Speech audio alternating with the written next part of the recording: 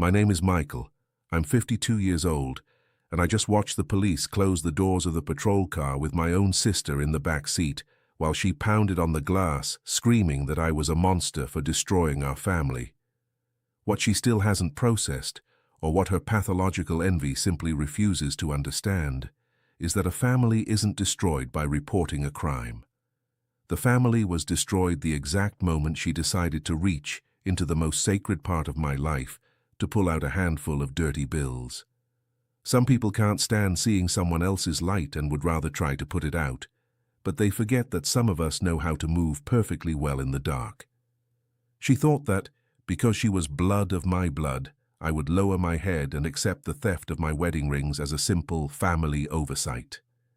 She chose the wrong man and the wrong brother. Betrayal is not a mistake. It's a conscious choice, and every choice in this life carries a price that is paid with freedom or with loneliness. She chose both. Seeing the look of absolute humiliation on her face in front of the jeweler's counter, where she tried to sell my happiness, was the only wedding gift I truly enjoyed. In that moment, while the officer was placing the handcuffs on her, and she looked at me, begging for a forgiveness that would never come, I realized that justice is not always blind. Sometimes it simply waits for the exact moment to strike where it hurts the most. My hand didn't tremble when I signed the police report, and it won't tremble now as I tell how I planned her downfall step by step. If you enjoy stories where betrayal has consequences and justice arrives without warning, leave a like and subscribe. Here we share real stories of revenge and lessons that are never forgotten. To understand how we ended up beside that police cruiser and the metallic sound of handcuffs locking around my own sister's wrists, you first need to understand who I am and, more importantly, who Emily is. At 52 years old, I've learned that a person's true character doesn't reveal itself in moments of abundance or joy, but in the dark shadow they cast when someone close to them achieves a success they cannot process. I'm a businessman, someone who has spent more than 3 decades building a solid fortune from absolute nothing, with Spartan discipline and an emotional control that many mistakenly confuse with coldness. I've always been the brother who fixes disasters, the one who signs the checks when debts begin suffocating everyone else, the one who keeps his back straight while the rest of the family collapses from sheer lack of mental structure. Emily, on the other hand, is 3 years younger than me, and has always lived under the strange and toxic belief that the world, and especially me, owes her something simply because we share the same family tree. My relationship with her has always been like a rope stretched to its absolute limit but never quite breaking, held together only by a sense of duty my parents instilled in me before they died. While I invested in properties, studied markets until dawn, and sacrificed years of my youth to secure my future, she jumped from one job to another, always blaming her bosses, the global economy, or simply bad luck for her constant professional failures. What truly ate away at her from the inside, however, wasn't her lack of money. It was my emotional and financial stability. She didn't necessarily want what I had. What she really wanted was for me to stop having it so I would fall to her level. That is the most dangerous kind of envy that exists on this earth. The kind that doesn't seek to rise, but tries to drag someone else down into the mud just to feel less alone in its own mediocrity. For years, I kept the distance necessary to protect my peace of mind, but when I decided to marry Claire, I made the mistake of opening the doors of my life once again. Claire is an extraordinary woman, an architect with a sensitivity I never possessed, and it was her natural kindness that convinced me I should try to include Emily in our happiness. "She's your only sister, Michael.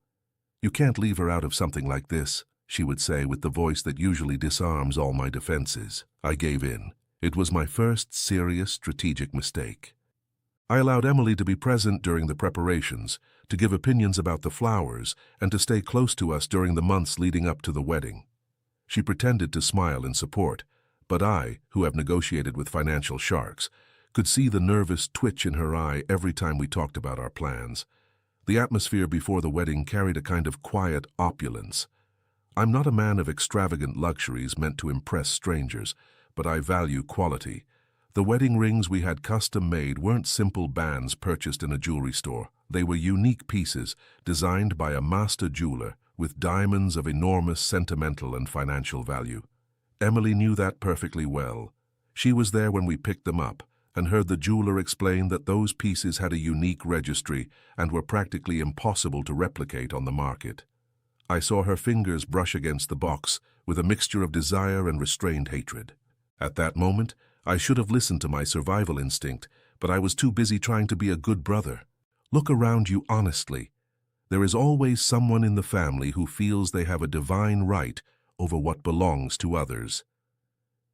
Emily represented everything she had failed to become through her own laziness. My house, my cars, my security. All of it was a constant reminder of her inability to take control of her own life. She was drowning in credit card debt that I knew nothing about, suffocated by personal loans she had taken out just to maintain an image of luxury she could not afford.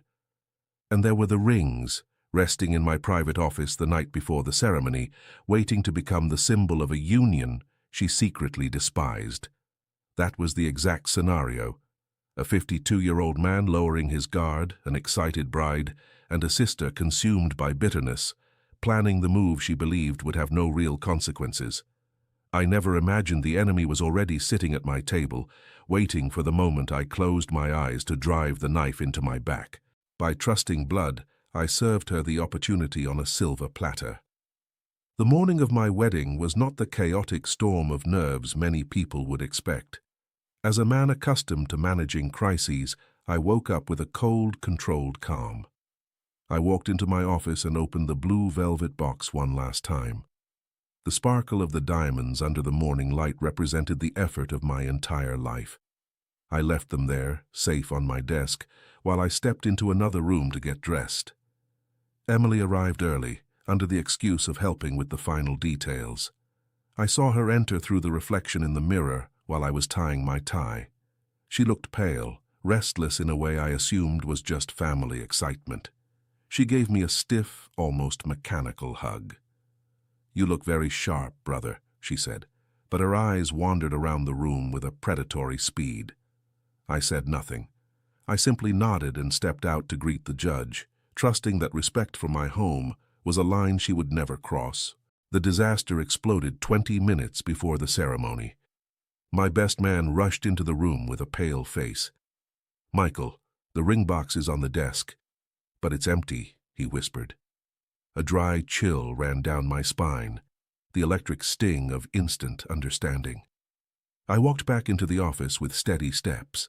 The box was exactly where I had left it, but when I opened it, the emptiness was absolute. I didn't scream. There was only a graveyard silence. Emily entered immediately, pretending to be shocked, performing a reaction that was far too theatrical. "Oh my God, Michael, someone broke in and stole them," she shouted, forcing a tone of hysteria. I stared at her, studying her body language. I noticed a thin line of sweat above her upper lip, and the way she clutched her handbag tightly against her side with unnecessary force. "Calm down, Emily," I said, in a voice so low it made her step back. "No stranger has entered this house today. Only you, my best man, and me."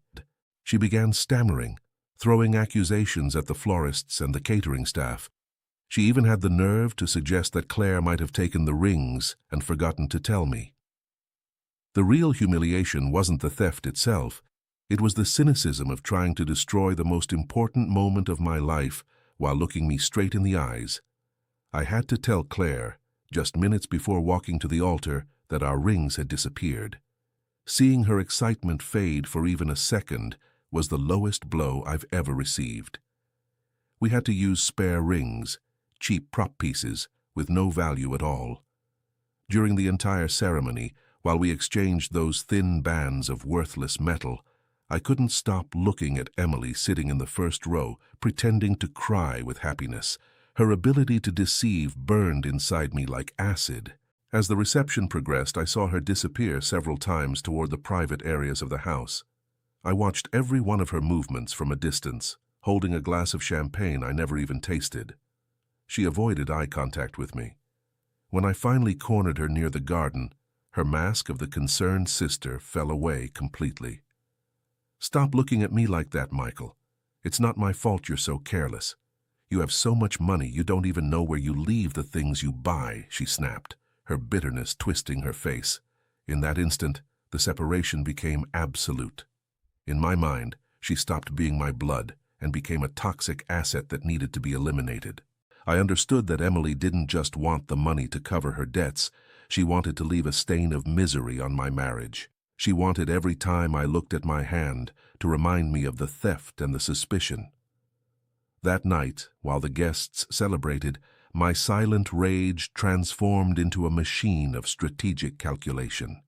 She thought she had won, that the chaos of the party would give her the perfect cover to walk away unpunished. What she didn't know was that I had already begun activating the mechanisms of her destruction. When the party ended and she tried to say goodbye with a kiss on the cheek, I deliberately stepped away. "Go home, Emily. Tomorrow will be a very long day," I whispered in her ear. I watched her walk away, clutching her purse against her chest. She believed she was carrying away my happiness. What she didn't know was that she was carrying the very evidence that would send her life into ruin. The betrayal was complete, but my response was only beginning to take shape in the shadows of my empty office. The morning after the wedding brought no alcohol-induced hangover, only a sharp and cutting clarity. While Claire was still sleeping, I was already in my office, sitting in front of the monitor, reviewing the recordings from the hidden security cameras that Emily had no idea existed. I am not a paranoid man. I am a cautious one. I saw her. On the screen, in grainy black and white but unmistakable footage, my sister walked into the office, opened the velvet box with practiced speed, and slipped the rings into the secret lining of her handbag. I didn't feel sadness. I felt the satisfaction of someone confirming a mathematical hypothesis. The betrayal was documented. I called my lawyer, a man named Arthur, with whom I've worked for 20 years. Arthur is like me. He doesn't believe in family reconciliations when a crime is involved. "Michael, this is aggravated theft," he told me over the phone in his monotone voice. "But if you report her now, she'll say it was an impulse, that she'll return them. If you want the blow to be final, we need to wait until she tries to profit from them. That's when criminal intent becomes undeniable." I nodded silently, staring at the screen. He was right. Revenge isn't a dish served cold. It's a dish served with irrefutable evidence. My plan required patience. I knew Emily was suffocating under her debts. I understood her behavioral pattern. Desperation would force her to act quickly. She couldn't wait months to sell pieces that exclusive. She needed cash immediately. But those rings were not ordinary merchandise. The handcrafted design and certified diamonds carried a registration number within the high-end jewelry market. I personally contacted the 3 most important jewelers in the area who specialize in buying luxury second-hand pieces. I sent them photos of the rings and the authenticity certificates under a professional pretext. They've been stolen. If anyone tries to sell them, there's a reward involved, but don't intervene. Just call me. For 3 days, I maintained absolute calm. Emily called me a couple of times, pretending to be concerned, asking whether the treasure had appeared. I answered with short, almost monosyllabic responses. "Not yet, Emily, but the police already have the case. They're tracking everything." I could hear her breathing tighten on the other end of the line. That was the first step of my reconstruction, planting paranoia in her mind while I wove the net around her. I didn't want her to simply return the rings. I wanted her to surrender herself while trying to get rid of them. On the 4th day, I received the call I had been waiting for. It was the owner of a discreet but highly respected jewelry store, a man who values his reputation above any shady business opportunity. "Michael, I have a woman here. She has your pieces. She says they're a family inheritance and that she needs the money for a medical emergency." A grimace of contempt crossed my face. Emily's medical emergency was her own greed. "Keep her there," I said with a coldness that even surprised me. "Tell her the appraiser is on his way, that the payment must be in cash, and that withdrawing that amount takes time. Don't let her leave." I hung up and called the police, but not just any officer. I contacted someone in the property crimes unit with whom I had collaborated in the past. I sent him the video of the theft through a private message while getting into my car. Everything was rational, calculated, like an internal audit, where the result is always the dismissal of the dishonest employee. On the way there, I didn't think about the summers of our childhood or our deceased parents. I thought about Claire's eyes when she saw the empty box. Family is a privilege, not a birthright, and Emily had renounced that privilege the moment she valued a few diamonds more than my respect. I arrived near the jewelry store and parked half a block away. I watched the police cruiser position itself discreetly on the corner. My lawyer sent me one last message.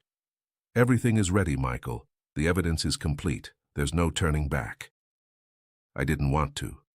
My personal reconstruction depended on removing this cancer from my life once and for all. I stepped out of the car, adjusted my jacket, and walked toward the entrance of the shop. Through the glass, I could see Emily sitting on a leather sofa, nervously shaking her leg, looking at her watch, waiting for the money she believed would save her from her bad decisions. She didn't know she was waiting for the handcuffs that would finally sink her. I entered the shop silently. The sound of the bell above the door made her look up. When she saw me, her face shifted from relief to a corpse-like pallor in less than a second. She stood up, trying to hide her purse behind her. "Michael, what are you doing here? What a coincidence," she stammered, but her voice cracked at the end. I didn't answer. I simply walked toward the counter, where the 2 rings were shining on a black velvet cloth, displayed like the body of the crime. The jeweler looked at me and nodded. "Here are your pieces, Michael." Emily made one last desperate move, a gesture of contained rage. "They're mine. Dad gave them to me before he died," she shouted, a lie so absurd it almost made me feel pity. I simply pulled out my phone and showed her a frame from the video where her hand was clearly inside my ring box on the morning of the wedding. The silence that followed was the sound of her world collapsing. The silence inside the jewelry store was so dense it almost felt possible to hear the frantic beating of Emily's heart. She stared at the screen of my phone, where her own image condemned her, and then looked at the rings on the counter. For a second, I saw in her eyes the impulse to grab the jewelry and run, but my hands, firm against the glass, and my 6-foot presence reminded her that there was no escape. That was when the door opened, and 2 uniformed police officers stepped in with calm but unmistakable authority. Emily shrank back, as if trying to make herself smaller among the luxurious furniture. "Officers, I'm glad you're here," I said with a voice completely stripped of emotion. "This woman attempted to sell these pieces that were stolen from my residence 4 days ago. Here is the video of the theft, the prior report, and the certificates of ownership." She began shaking her head, a frantic and erratic motion. "That's not true. It's a misunderstanding. Michael, tell them it's a joke, please," she screamed, while one of the officers calmly asked her to place her hands behind her back. The moment the metal of the handcuffs clicked around her wrists was the climax of a justice I had personally orchestrated. I didn't feel the explosive pleasure they describe in movies. I felt something deeper and far more satisfying, a cold peace. It was the same sensation I feel when I close a contract that eliminates an unfair competitor from the market. Emily began struggling, her fake elegance collapsing completely, replaced by a mask of hatred and desperation. "You're doing this over money, to your own sister. You have millions and you're sending me to jail over a couple of rings," she howled as they escorted her out of the store. I remained standing there watching as they led her into the harsh daylight outside. Passers-by stopped to observe the scene, a well-dressed woman crying and shouting being escorted to a police car by her own brother. The jeweler looked at me with a mixture of respect and unease. I picked up my rings, the real ones, and felt their true weight in the palm of my hand. "Thank you for your help," I told him briefly, before walking out after them.